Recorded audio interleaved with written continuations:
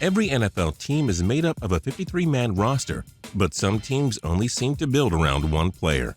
The best teams find ways to produce and win games without their stars. But others, well, they seem to fall apart if that one guy goes down. I'm Justin Fraction, and today we present 10 NFL teams that failed without their star player. And a big shout out to Clay Privett for suggesting this video. We do hope you enjoy this list, and if you do, feel free to click subscribe down below for more cool videos every single day. Number 10, 2015 Indianapolis Colts, Andrew Luck. The Colts were coming off of their third straight 11-5 season that saw them reach the AFC Championship game. They entered the 2015 season as the AFC favorites, but everything fell apart quickly.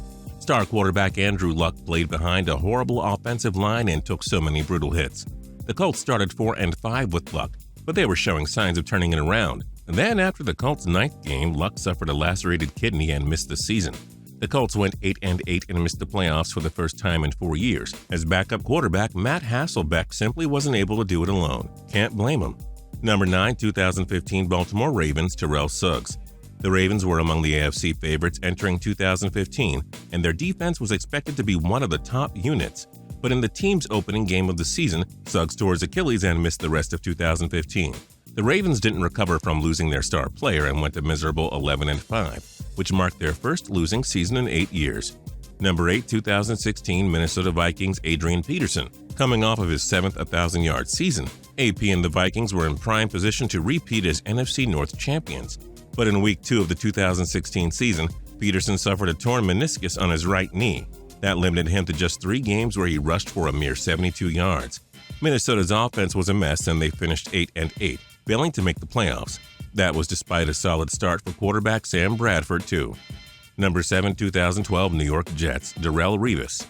In his prime years, Revis was undoubtedly the best shutdown corner in football. He and head coach Rex Ryan turned the Jets' defense into one of the NFL's most dominant, reaching the 2009 and 2010 AFC Championship games together as a result. The Jets started out 2-1 in 2012, but Revis was lost for the season in Week 3 after tearing his ACL. In a season highlighted by the butt fumble, the Jets fell apart entirely after losing Revis and finished 6-10, their first losing season since 2007. Number 6, 2011 Kansas City Chiefs, Jamaal Charles. Charles propelled the Chiefs to an AFC West Division title in 2010 after rushing for 1,467 yards and 5 touchdowns. The Chiefs brought back the same talented roster in 2011 and were in solid position to repeat as division champions. But in Week 2 of the 2011 season, Charles tore his ACL and missed the remainder of the season. The Chiefs couldn't recover from losing their lone star on offense, and they finished last in the AFC West with a 7-9 record. Number 5, 2005 Philadelphia Eagles, Terrell Owens and Donovan McNabb. The Eagles were the defending NFC champions and had the dynamic duo of quarterback Donovan McNabb and star wide receiver Terrell Owens. But T.O. butted heads with team management and played just 7 games before the team suspended him for the season. Then McNabb suffered a groin injury, which forced him to miss the final 7 games. As a result, Philadelphia slumped to a 6-10 finish, hardly what you'd expect from a defending conference champion. Number 4, 1999 Denver Broncos, Terrell Davis. The Broncos were coming off back-to-back Super Bowl championships, but a three-peat was next to impossible with legendary quarterback John Elway retiring after their second title. As such, the Broncos offense still had defending league MVP Terrell Davis to carry them. After an 0-3 start, the Broncos seemed down, but not quite out of it. But Davis tore his ACL and MCL in Week 4 and was done for the season. Denver finished 6-10, unable to keep going without Elway and Davis. Number 3, 2003 Oakland Raiders, Rich Gannon. Gannon was named the 2002 league MVP and guided his Raiders to a Super Bowl 37 berth against the Tampa Bay Buccaneers, only to be throttled by former head coach John Gruden in the big game. The Raiders started out miserably in 2003 with a 2-5 record. Any hopes of turning it around ended when Gannon suffered a season-ending shoulder injury in Week 7.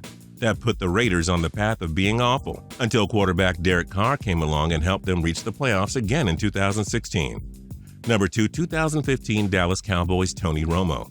Romo had an MVP-like season in 2014, guiding the Cowboys to a 12-4 record and an NFC East title. They would have been in the NFC Champions too, if the NFL ruled that Dez caught it. The Cowboys started out 2-0, but Romo broke his left collarbone and missed 7 games. Dallas lost all of them. In his first game back, Romo led the Cowboys to victory. He then suffered a shoulder injury and missed the season. Dallas won just 4 games and finished last in the NFC East. At least they drafted Ezekiel Elliott after a miserable season. You know how many years I've been doing this? I mean, like, every time we'd mention Tony Romo, it was because he got hurt for some reason, and now he's gone, and I'm like, wow. When was he not hurt?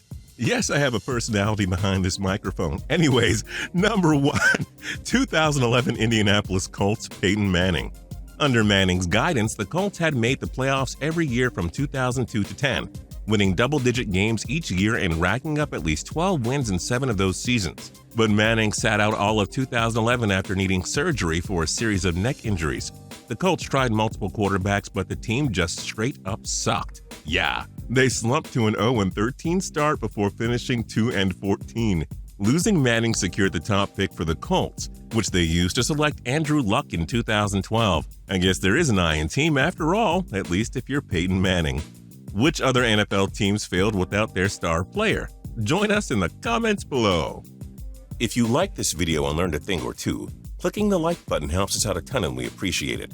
If this is your first time coming around to Total Pro Sports though, subscribing is a great idea because we put out videos like this every single day. But as always, thanks for watching and we'll see you guys next time.